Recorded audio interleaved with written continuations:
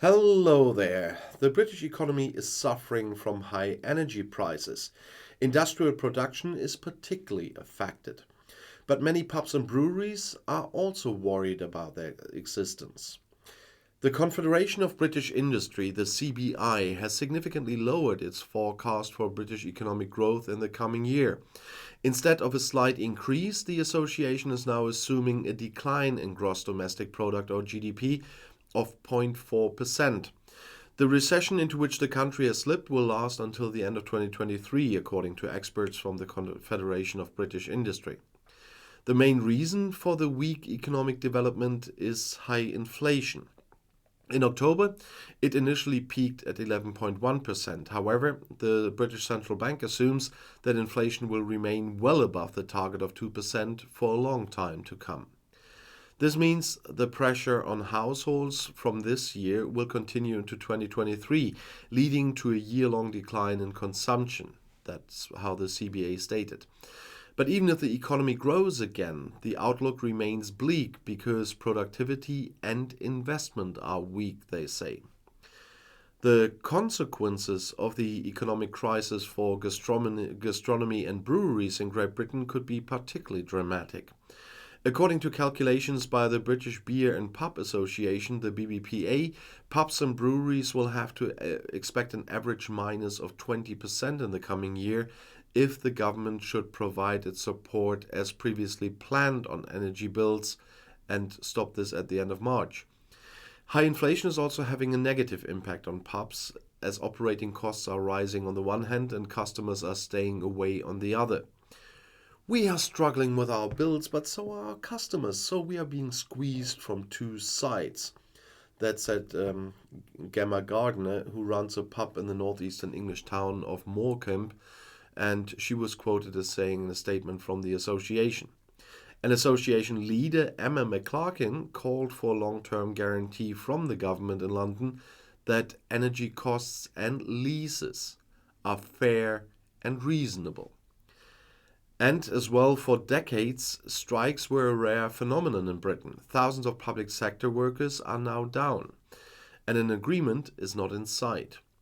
The winter of uneasiness is a dictum for the British. The quote from William Shakespeare's play Richard III was used 44 years ago to describe the riots at Winter. At that time, thousands of people stopped working in the fight for better wages. In 1979, mountains of rubbish and the standstill of transport finally led to the fall of the Labour government. The newly elected Conservative Prime Minister Margaret Thatcher then severely restricted the power of British trade unions. Workers' organisations fell into disrepute. Strikes became a rare phenomenon in Britain. But now that winged expression is back. Again, there is a talk of a winter of uneasiness. Again, the country is gripped by a massive wave of strikes despite all obstacles. The work stoppage plans read like a twisted advent calendar, and a different strike is marked on each day. Almost every branch of public service is now represented, including nurses, emergency room workers, paramedics, teachers, postal workers, bus drivers, border guards, and police officers. The employees of the Public Fire Brigade are also considering a strike. The state of emergency becomes the rule. And for the people in the country who are already battered by the consequences of Brexit, the economic crisis, and the rising cost of living, this means that everything will only get worse. The repeated strikes in local and long-distance public transport make it difficult to reunite with the family over Christmas. The Post recommends sending letters and gifts before December 12th so that they are delivered in time for the fest. Added to this is the concern for healthcare, because as a result of the pandemic and due to the lack of staff, patients have to wait for months for surgery and examinations. Nurses assure that there will be no danger to life and limb, but appointments should be postponed once again. The resentment of employees in the public sector has begun. If this was at the limit after 12 years of Tory government due to many austerity measures, the pandemic, followed by inflation and the rising cost of living crisis, have now caused the camel to overflow. Employees do not feel valued valued given the pressure they are confronted with. Frances O'Grady, chairwoman of the Trades Union Congress, describes the situation as 1 in 3 civil servants is considering quitting their jobs, also because they would earn better in the private sector.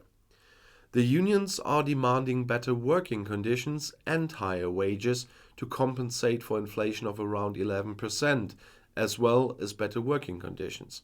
However, the government rejects this, and their argument is this would only fuel price increases, which in turn harms the weakest, stressed Conservative Minister Nadhim Zahawi. Instead of reaching an agreement, Prime Minister Rishi Sunak has so far tried to mitigate the effects of the strikes on the population. For example, the military is to be deployed in the course of December, for example, in hospitals or at the country's border.